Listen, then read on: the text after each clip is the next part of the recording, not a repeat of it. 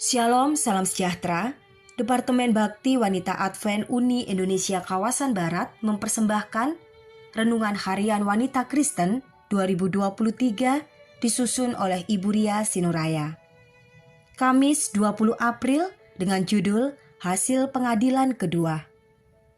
Firman Tuhan di dalam Daniel 7 ayat 21-27, "Dan aku melihat tanduk itu berperang melawan orang-orang kudus dan mengalahkan mereka, sampai yang lanjut usianya itu datang, dan keadilan diberikan kepada orang-orang kudus milik yang maha tinggi. Lalu majelis pengadilan akan duduk, dan kekuasaan akan dicabut daripadanya, tanduk kecil, untuk dimusnahkan dan dihancurkan sampai lenyap. Maka pemerintahan, kekuasaan, dan kebesaran dari kerajaan-kerajaan di bawah semesta langit akan diberikan kepada orang-orang kudus umat yang maha tinggi. Pemerintahan mereka adalah pemerintahan yang kekal, dan segala kekuasaan akan patuh dan mengabdi kepada mereka." Setelah masa krisis moneter pada tahun 1999, perusahaan tempat saya bekerja diambil alih oleh prinsipal kami di Singapura. Pimpinan mengumumkan bahwa perusahaan akan beroperasi selama 6 hari kerja dalam seminggu yang tadinya hanya 5 hari saja. Saya sebagai orang yang dipercaya memimpin perusahaan memilih untuk tidak mengintervensi keputusan tersebut. Tetapi saya sampaikan bahwa saya akan melaksanakan tanggung jawab saya atas pengalihan karyawan dan mempersiapkan kantor yang baru. Lalu setelah selesai, saya akan mengundurkan diri karena tidak mungkin bagi saya untuk bekerja pada hari Sabtu yang adalah hari ibadah Sabat. Saya informasikan kepada prinsipal kami agar mereka mempunyai waktu mencari pengganti saya.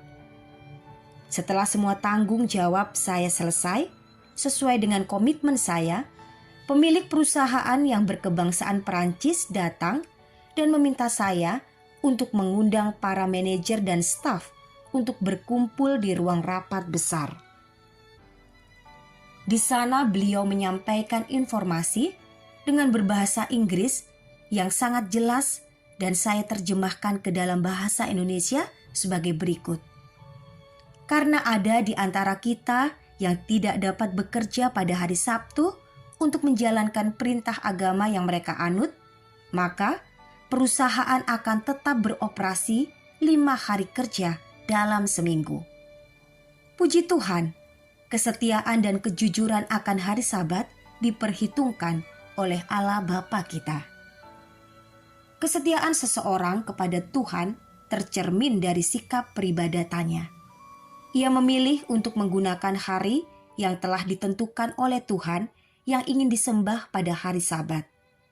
Kesetiaan seseorang kepada Tuhan juga dapat tercermin dari pilihannya untuk tetap teguh walaupun dalam pencobaan, penderitaan, atau bahkan penganiayaan dan kematian.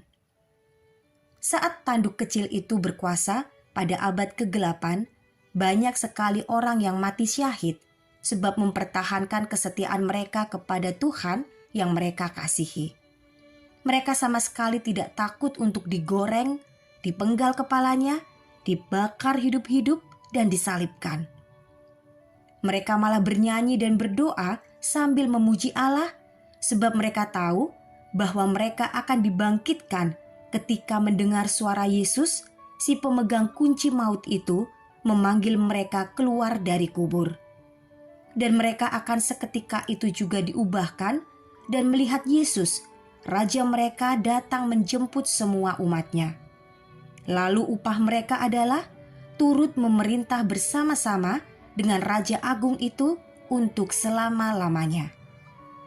Dalam pergumulan, baik keluarga, pekerjaan, karir, pendidikan, atau apapun itu, tetapkan hati Anda untuk tidak goyah dan bersandar kepada janji Allah yang tidak pernah gagal, khususnya dalam ayat renungan kita hari ini. Maka hasilnya akan Anda rasakan. Anda akan dikuatkan oleh Tuhan untuk melakukan bagian Anda selama di dunia ini dan membiarkan Allah yang bertindak membela Anda. Kiranya Tuhan memberkati kita semua sepanjang hari ini.